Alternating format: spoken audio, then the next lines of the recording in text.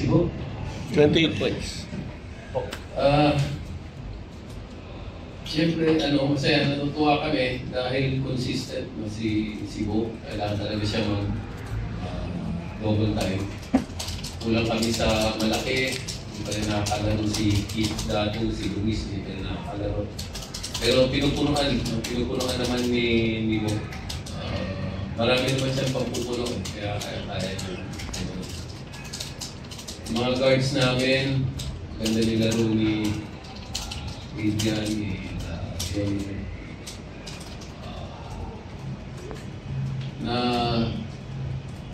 naisip ko before the game na mabilis din itong team na ito fourth. So sabi ko, isang test sa amin ito kung kaya namin makipagsabay sa kanila kasi pareho namang bata yung mga players namin.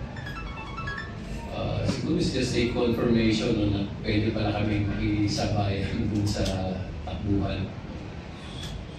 And I think primarily, this win is because we had a good start. The first quarter, lumamang kami ng 22 siyata, yung biggest lead namin. From there, medyo nagkakastrict sila, makakabalik kami, alagaan na namin. But if it were not for that good start, talagang makikipagkayurang ka hanggang huli dito sa North Court. Kasi kompleto rin sila sa materials. Lumalabas na rin yung laro ni Lucero. Medyo malas lang si Arvin meron. Pero andun pa rin yan eh. I think may materials pa rin talaga. Pero sobrang galing naman yung Ibola na hindi namin mapigilan. Coach, 5-game winning streak. Consistent lang kami sa practice. We just try to get in the best shape because we're a running team. Pagka takbuhan ng puhunan mo, kaya mong itakbo yung 48 minutes. Kaya masipag kang tumatakbo rin sa practice. What you do in the game, you should do it better in practice. So, pa-condition, kita niyo naman si Bo, condition din. Kaya sabay siya sa extended minutes nga siya. Nag-improve na rin yung free throws namin dati, yung problema namin. Yung first 4 losses namin, a lot of those losses were really just missing free throws. Tapos nakalimang sunod kami panalo, na-recall ko yung last conference namin, parang halos ganito rin yung pattern ng 5 straight losses and then 5 straight wins. At least ngayon, 4 straight losses, 5 straight wins. Medyo lamang ng konti. But we're hoping that we can continue winning. Kasi sa itsura ng standings, magkakatalunan talaga rito sa Ocean. Meron talagang double tie, triple tie, maybe quadruple tie. Kaya sinusubukan namin talaga malagaan yung lamang hanggang ulit. And this week is a heavy week for us kasi naglaro kami ng Sabado, tapos Wednesday, tapos may Sabado ulit kami, pagbiyahe kami ng Chao, Quezon. So medyo mabigat kung linggong to. Sana makaraos kami ulit sa Sabado para magpahinga kami ng medyo matagal. Siguro yung kumpiyansa dito sa akin na talagang every time I suggest something sa place namin, talagang nag-a-adjust this coach. So, yung kumpiyansa sa akin, yung kumpiyansa ng teammates ko, na every time na makita nila ako na libre, binibigay nila sa akin. So, doon pa lang, talagang tataas ang kumpiyansa mo when it comes on offense and defense. Siyempre, pagka nakakasya ko ng offense, gaganahan ka maglaro ng defense eh. Pagka nagkabaliktad naman, medyo down ka. So, talagang it's a team effort for us. May naraos namin yung mga full games namin na lahat kami natutulungan. It's not only one guy who's playing better. It's always like, there's 3 guys, 4 guys na double digits sa amin. And yun yung sinasabi sa amin ni Coach na share, balansyado yung kumpensa namin. Hindi lang iisa yung talagang maglalaro ng maganda sa isang game.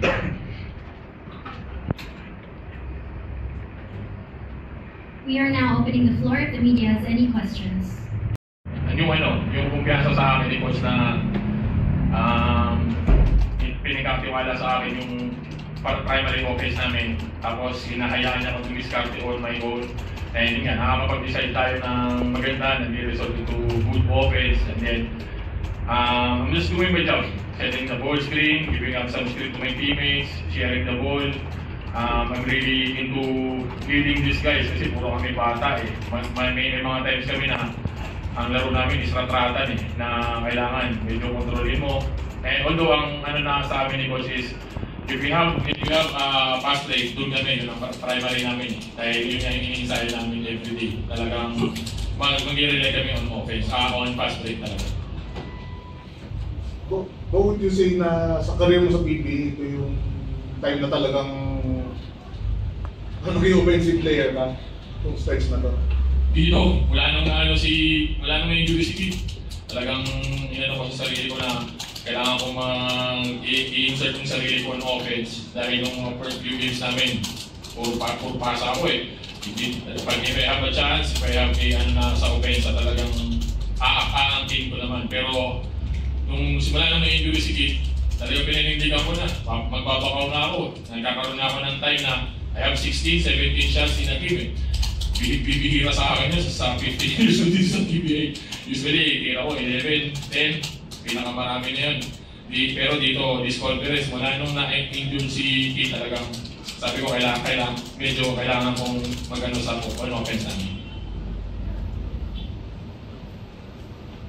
Coach, with your fifth win, kumbaga ka-level yun nasa wins lang yung San Miguel, Ginebra, and I think NLEX. Tingin mo ba ka-level mo na rin yung mga team na yun based on your performance so far? Hindi pa. Malayo pa kami na. Bata yung mga team namin. Kailangan masubukan mo to yung talagang kayuran ng laro, yung endgame, yung patalimuhan, diskarte. So, lulutuin mo pa. Talaga. Pero maganda yung resulta namin ngayon dahil may mga laro kami na tikdikan na natiraraos namin. So, sa akin, good sign. Good sign din yung may lead ka. Tapos na-preserve mo. Yung mga batang team, minsan magkakaroon ng lead tapos mauubos, hindi lang may tatawid. Buti yung sa amin, na itatawid namin. So, magandang senyales, pero malayo pa kami sa San Miguel, sa Ginebra, sa Tex, Magnolia. So, ano yun, mga sobrang veterano na yun. May utak sa kuko yung mga yun, kaya may nagtalunin sa dikdikan. Coach, nabanggit ni Bo na minsan nagsasuggest din siya ng mga kung gagawin. How are you taking that? Si Bo ba parang naging ano mo na rin, assistant coach on the floor, may gano'n na ba? Oo, very vocal naman to ever since muna pa siya. Minsan napapagalitan ko siya.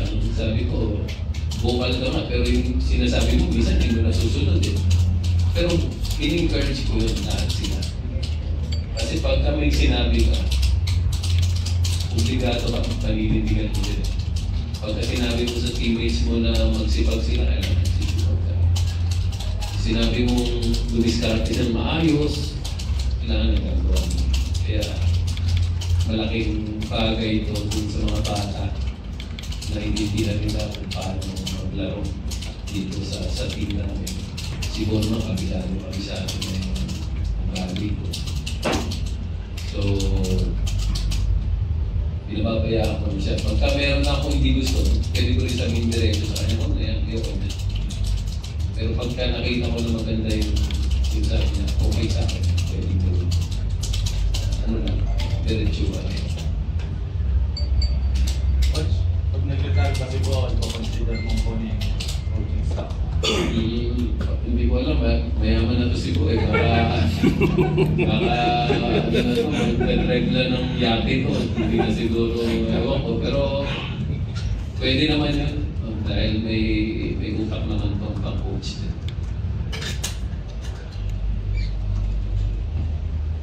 That concludes our post-game